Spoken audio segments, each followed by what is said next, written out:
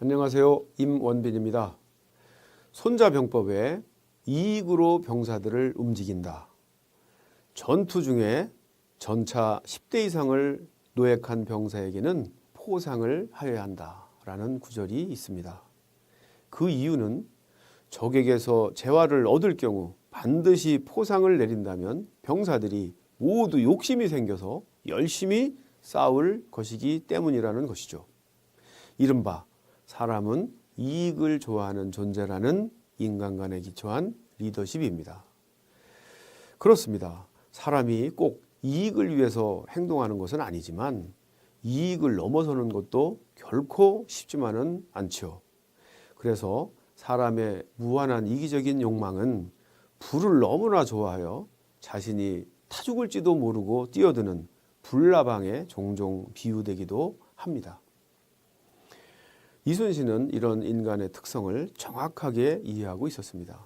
그래서 그는 매 해전마다 노획한 전리품을 가능한 한 빨리 부하병사들에게 직접 나누어 주려고 하였죠.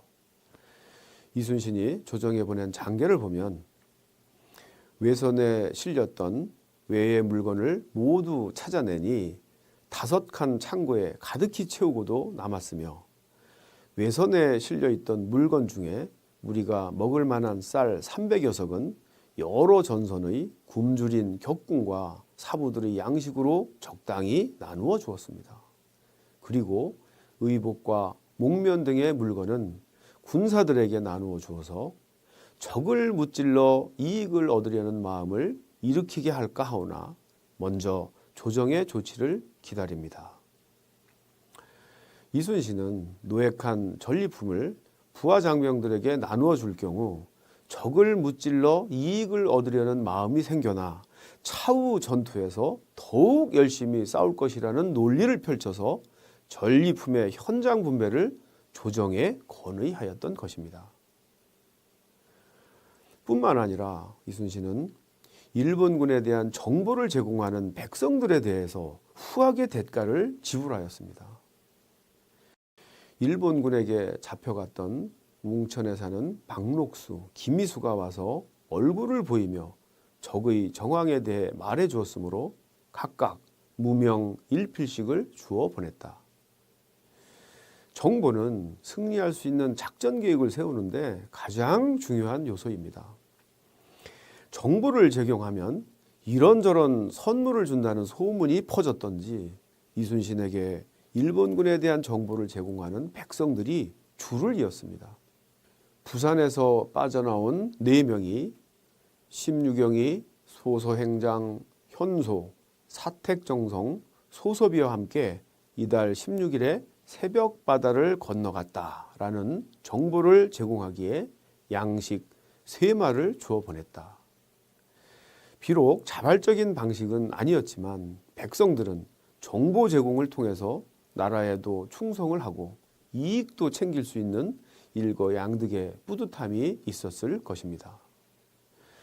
이순신의 진영에는 항복한 외인들도 많이 있었는데요. 항복한 외인들을 데리고 오면 반드시 포상을 하는 이순신의 조치가 널리 알려졌기 때문일 것입니다. 항복한 외인 8명과 그들을 인솔해온 김탁 등 2명이 같이 왔으므로 술을 먹였다. 그리고 김탁 등에게는 각각 무명 1필씩을 주어 보냈다. 군대에서 많이 행해지고 있는 각종 훈장이나 포상, 특별 진급 또한 모두 사람은 이익을 좋아하는 존재라는 인간관에 기초한 리더십 방법입니다. 그러나 포상도 아무렇게나 해서는 안 되며 반드시 전공을 엄격히 평가하여 신뢰감을 가질 수 있을 때 비로소 그 효과가 배가 됩니다. 이순신은 임진년 제1차 출동을 치르면서 기이한 광경을 목격하게 됩니다. 생사가 오고 가는 급박한 전투 현장에서 조선수군의 일부가 사살된 일본군의 머리를 베는데 많은 시간과 에너지를 소비하는 현상을 보았던 것이죠. 심지어는 해전이 벌어지고 있는 급박한 상황에서도 이순신이 지휘하는 전라좌수군과 원균이 지휘하는 경상우수군 사이에 일본군 머리 베는 일로 서로 다투는 일까지 있을 정도였습니다. 문제의 심각성을 직감한 이순신은 그 다음 출동인 임진년 제2차 출동에 앞서서 부하장병들을 모아놓고 일장 훈시를 합니다. 목을 베지 못해도 힘껏 싸운 자를 제1의 공로자로 삼아 포상하겠다는 것이 훈시의 핵심 내용이었습니다. 그리고는 제2차 출동이 끝난 뒤에 이순신은 사전에 부하 장병들에게 공표한 이 기준에 따라서 포상을 청하는 장계를 조정해 올립니다. 당초 약속할 때 비록 목을 베지 못해도 죽기를 각오하고 힘껏 싸운 자를 제1의 공로자로 정한다고 하였으므로 힘껏 싸운 여러 사람들은 신이 직접 등급을 결정하여 1등으로 기록하였습니다. 제3차 출동이 끝난 다음에도 이순신은 똑같은 기준으로 부하들의 전공을 평가하여 조정해 보고하였습니다. 여러 장수와 군사들이 분연히 몸을 돌보지 않고 처음부터 끝까지 힘껏 싸워 여러 번 승첩하였습니다만 조정이 멀리 떨어져 있고 길이 막혀 있습니다. 군사들의 공훈 등급을 만약 조정의 명령을 기다린 뒤에 결정한다면 군사들의 심정을 감동하게 할 수 없으므로 우선 공로를 참장하여 1, 2, 3등급으로 별지에 기록하였사옵니다. 당초의 약속과 같이 비록 머리를 베지 않았다 하여도 죽을 힘을 다해 싸운 사람들에 대해서는 신이 직접 본 것으로서 등급을 정하여 함께 기록하였습니다. 이순신은 조정에서 최종적으로 논공행상에 대한 조치가 이루어지기 전에 이미 사전에 약속한 기준에 따라 부하들의 전공에 대한 등급을 정하고 공포하였던 것이죠. 논공행상에 대한 신속한 평가와 공개를 통해 투명성과 신뢰성을 확보하기 위한 것이었습니다. 이순신은 특히 묵묵히 일하였는데도 제대로 포상을 받지 못한 사람들을 발굴하여 그들의 포상을 끝까지 관철시킵니다. 여도만호 김인영이 세운 공로에 비해서 진급이 지체되자 이순신은 조정에 김인영의 진급을 상신하는 장계를 올립니다. 이런 소식을 들었든지 그 다음 전투에서 여도만호 김인영은 여러 장수들 가운데 두 번째로 큰 전공을 세웁니다.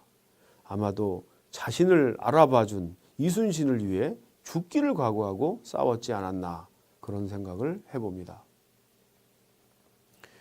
이순신은 나라를 위해 애쓰고 고생한 사람은 반드시 보상해야 한다는 생각을 가지고 있었습니다. 그래야만 다른 사람들에게 격려가 되어 나라가 위기에 처하였을 때 모두들 적극적으로 위기 극복에 참여하게 된다는 생각에서였죠. 이는 조직 경영이나 기업 경영에도 마찬가지입니다. 이익을 좋아하는 것이 꼭 나쁜 것만은 아니죠. 이익이 충족되면 구성원은 종종 감동을 받습니다. 감동을 받으면 구성원은 하나밖에 없는 목숨도 리더를 위해 내어놓을 수 있다고 합니다. 우리 조직에는, 우리 기업에는 묵묵히 일하면서도 아직까지 제대로 된 보상이나 인센티브를 받지 못한 사람은 없는지, 나아가 우리 조직의, 기업의 포상은 정령 신뢰감과 투명성이 답보된 공정한 포상인지를 꼼꼼히 살펴보는 기회가 되었으면 좋겠습니다. 감사합니다.